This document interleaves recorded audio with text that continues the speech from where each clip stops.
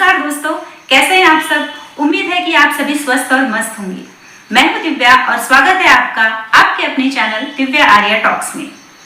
तो आज मैं हाजिर हूं आपके सामने हिंदी साहित्यकार फणीश्वर नाथ रेणु जी की मैला आंचल लेकर। फणीश्वर नाथ रेणु हिंदी के बहुत ही सफल और प्रसिद्ध साहित्यकार हैं। उनके इस उपन्यास मैला आंचल को प्रेमचंद जी के गोदान के बाद हिंदी का दूसरा सर्वश्रेष्ठ उपन्यास कहा जाता है। 4 मार्च 1921 में बिहार के एक छोटे से गांव में जन्मे रेणु जी का देहांत 11 अप्रैल 1977 में हो गया। मैं जनरली बुक्स ऑनलाइन मंगवाती हूँ या लोकल शॉप से खरीदती हूँ। मैला आंचल के बारे में बहुत सुन रखा था, so I ordered it online, but unfortunately मैंने प्रोडक्ट डिस्क्रिप्शन नहीं देखा and I got summarized book यानी संक्षिप्त संस्करण। जब बुक आई तो आई वॉज वंडरिंग कि इतनी छोटी सी बुक कैसी है, बस 186 पेजेस की।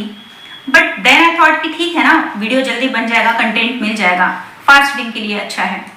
But I regret my decision, क्योंकि संक्षिप्त संस्करण में बुक की आत्मा लगभग गायब होती है। संक्षिप्त संस्करण में आप किताब को फील नहीं कर सकते। इट्स लाइक 3 घंटे की मूवी को 1 घंटे में एक्सप्लेन करना। स्टोरी तो पता चलती है बट कनेक्शन नहीं हो पाता। And same thing happen with Maila Aanchal. Yes, I do have option of replacement, but मैंने सोचा कि ठीक है ना, अभी आ ही गई है तो पढ़ लेते हैं। But at the starting of the book I decided not to buy summarise book ever again. तो बात करेंगे किताब की, तो ये बिहार के एक छोटे से गांव की कहानी है।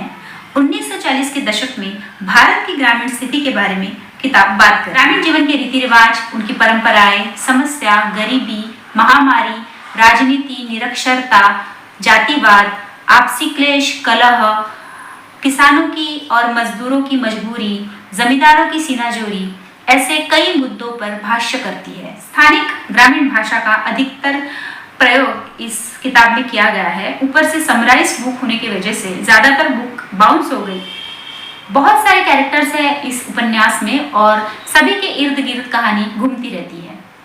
प्रमुख तौर पर एक डॉक्टर है जो शहर से आया है इस गांव में मलेरिया की चिकित्सा करने के लिए, बाद में इसी गांव से जुड़कर रह जाता है।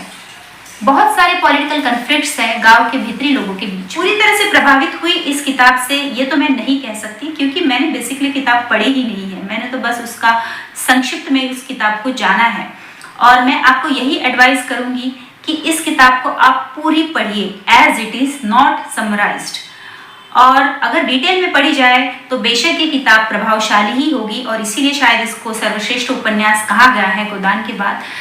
तो यही विनती है मेरी आपसे कि इस किताब को आप डिटेल में पढ़िए, उपन्यास के तौर पे पढ़िए, मेरी जैसी गलती मत कीजिए। आपने अपना कीमती वक्त निकालकर मेरा वीडियो देखा, इसीलिए आपका बहुत बहुत धन्यवाद। मैं फिर आऊँगी आपके सामने और एक अनोखी किताब के साथ। तब तक के लिए अपना ख्याल रखिए। नमस्कार।